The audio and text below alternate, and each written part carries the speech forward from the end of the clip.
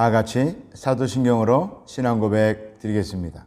전능하사 천지를 만드신 하나님 아버지를 내가 믿사오며 그 외아들 우리 주 예수 그리스도를 믿사오니 이는 성령으로 잉태하사 동정녀 마리아에게 나시고 본디오 빌라도에게 고난을 받으사 십자가에 못 박혀 죽으시고 장사한 지 사흘 만에 죽은 자 가운데서 다시 살아나시며 하늘에 오르사 전능하신 하나님 우편에 앉아 계시다가 저리로서 산자와 죽은 자를 심판하러 오시리라.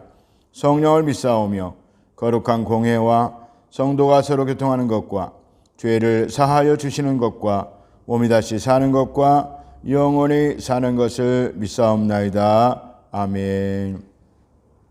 사순절 묵상 19일째입니다. 오늘 본문 말씀은 마가복음 8장 14절에서 21절까지 말씀입니다. 우리 함께 읽겠습니다. 제자들이 떡 가져오기를 잊었음에 배에 떡 한 개밖에 그들에게 없더라. 예수께서 경고하여 이르시되 삼가 바리새인들의 누룩과 헤롯의 누룩을 주의하라 하시니 제자들이 서로 수군거리기를 이는 우리에게 떡이 없음이로다 하거늘 예수께서 아시고 이르시되 너희가 어찌 떡이 없음으로 수군거리느냐 아직도 알지 못하며 깨닫지 못하느냐 너희 마음이 둔하냐 너희가 눈이 있어도 보지 못하고 귀가 있어도 듣지 못하느냐 또 기억하지 못하느냐 내가 떡 5개를 5,000명에게 떼어줄 때에 조각 몇 바구니를 거두었더냐 이르되 12이니이다 또 7개를 4,000명에게 떼어줄 때에 조각 몇 광주리를 거두었더냐 이르되 7이니이다 이르시되 아직도 깨닫지 못하느냐 하시니라. 아멘. 오늘 본문 말씀을 근거로 아직도 깨닫지 못하느냐 이란 제목을 붙여서 묵상의 말씀을 나누도록 하겠습니다. 우리는 지난 16일째 묵상에서 소위 오병이어의 기적에 대해서 은혜를 나누었고 오늘 본문 전에 또 한 번의 비슷한 기적을 주님께서 행하셨는데 떡 7덩이와 물고기 2마리로 여자와 어린아이에 4,000명이나 먹였다고 그러니까 좋기 10,000명이 넘겠지요. 그런 기적을 행하시고 7 광주리에 떡이 남은 사건이 있었습니다. 예수님과 제자들이 다른 지역으로 이동하기 위해 밴을 탔는데 남은 떡 가져오는 것을 잊어버렸습니다. 이에 제자들은 안타까워하며 수군거리고 있었습니다. 잘잘못을 따졌는지도 모르겠습니다. 아무튼 이 모습을 보신 예수님은 아직도 알지 못하며 깨닫지 못하고 마음이 둔하냐고 책망하십니다. 제자들은 무엇을 깨닫지 못하였을까요?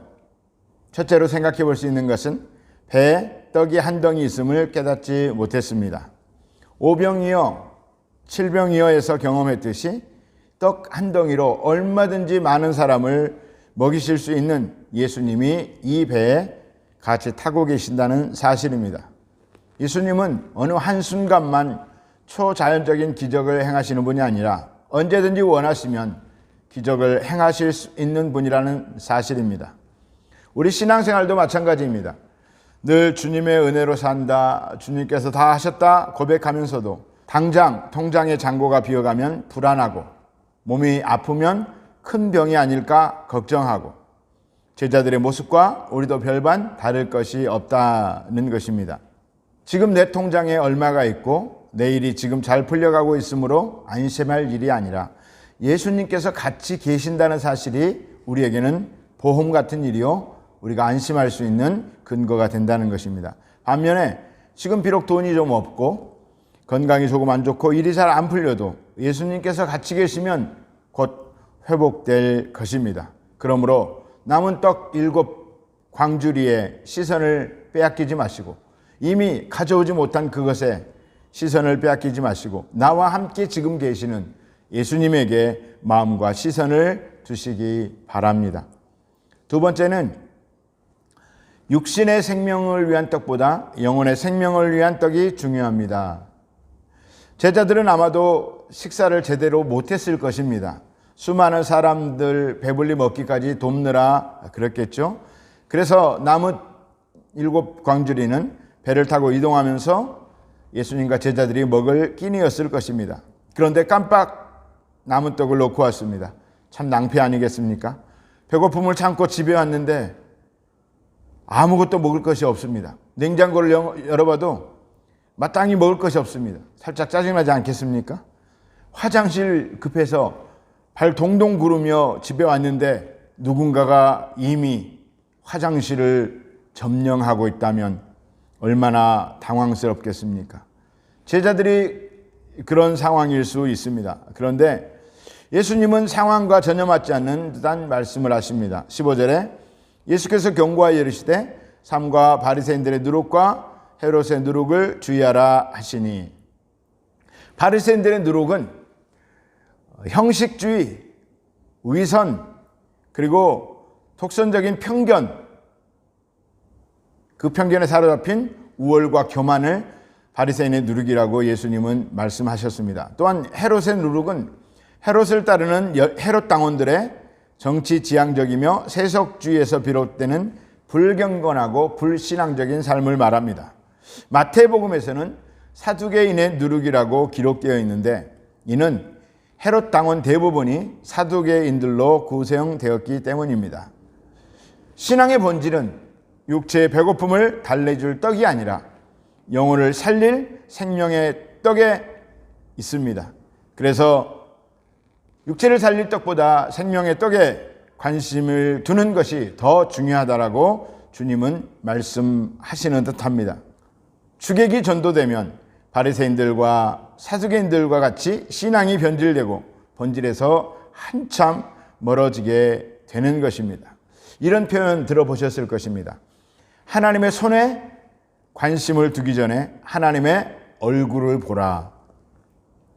하나님을 찾으면 우리가 필요한 것은 다 이미 하나님이 가지고 계심으로 우리 것이 되는 것입니다. 그러나 하나님의 손을 찾는 습관이 되면 바리새인과 사두개인들처럼 될 수가 있습니다. 결국은 칭찬받고 책망받는 것을 결정하는 신앙생활의 모습은 우선순위의 문제입니다. 우선순위를 확실히 하는 문제는 천국 가는 그날까지 우리가 싸워야 할 과제입니다. 일평생 예수님 제일주의, 예수님을 자랑하고 그것을 항상 삶의 우선순위에 두는 은혜가 있으시기를 축원합니다. 목사인 저 자신도 어떤 우선순위는 간단하게 그 우선순위에 따라서 행동을 합니다. 그런데 어떤 때는 굉장히 갈등과 결단이 필요할 때도 분명히 있습니다. 부끄럽지만 그렇습니다. 여러분은 어떠십니까? 분명히 내가 배운 바로는, 아는 바로는 이것이 우선순위인데 내 상황이라든가 내 욕심이 이것을 우선순위를 따르기가 어려운 경험은 없으십니까? 그래서 오늘의 묵상의 주제입니다. 여러분에게 있어서 가장 정하기 힘든 신앙의 우선순위는 무엇입니까? 사람마다 다 약한 부분이 있습니다. 그래서 어떤 부분은 무엇이 약하고 어떤 분은 무엇이 약하고, 그런 약한 부분이 때로는 하나님의 뜻인 줄 알고 이것이 우선순위인지 분명히 알고 있지만 그것을 따르기가, 결단하기가 쉽지 않을 때가 있다는 것입니다. 오늘 묵상할 것은 그것이 무엇인지 묵상하고, 그리고 기도하여서 하나님 이것을 거뜬히 이기고 하나님이 원하시는 우선순위를 따를 수 있도록 인도하여 주옵소서, 이런 기도 제목을 얻는 것입니다. 오늘도 주님과 함께 평안하시기를 축복합니다. 기도하겠습니다. 존귀하시고 영화로우신 예수님, 예수님의 관심사가 우리의 관심사가 되게 하여 주옵소서. 하나님의 손만 바라보는 것이 아니라 하나님의 얼굴을 구하며 하나님의 존재로 인하여 기뻐하며 영광 올려드리는 것을 삶의 제일의 목표로 삼고 우리 주 예수 그리스도를 자랑하고 그분을 닮아가며 그분과 동행하는 것이 가장 큰 즐거움이 될 수 있도록 우리 모두를 변화시켜 주시옵소서. 오늘 묵상할 때에 가장 우선순위를 힘들게 만드는 것, 내 안의 정욕, 내 안의 욕심들, 그것이 무엇인지 알게 하여 주시어서 깨닫고 고칠 수 있도록 은혜 베풀어 주시옵소서. 그렇게 하실 하나님께 감사드리며 예수님의 이름으로 기도합니다. 이제 주기도문으로 예배를 마치겠습니다. 하늘에 계신 우리 아버지여, 이름이 거룩히 여김을 받으시오며 나라가 임하시오며 뜻이 하늘에서 이루어진 것 같이 땅에서도 이루어지이다. 오늘 우리에게 일용할 양식을 주시옵고 우리가 우리에게 죄 지은 자를 사하여 준 것 같이 우리 죄를 사하여 주시옵고 우리를 시험에 들게 하지 마시옵고 다만 악에서 구하시옵소서. 나라와 권세와 영광이 아버지께 영원히 있사옵나이다. 아멘. 이제 말씀을 생각하시면서 주여 은혜를 베풀어 주옵소서. 우리 주여 세 번 붙잡고 기도하겠습니다. 주여, 주여, 주여.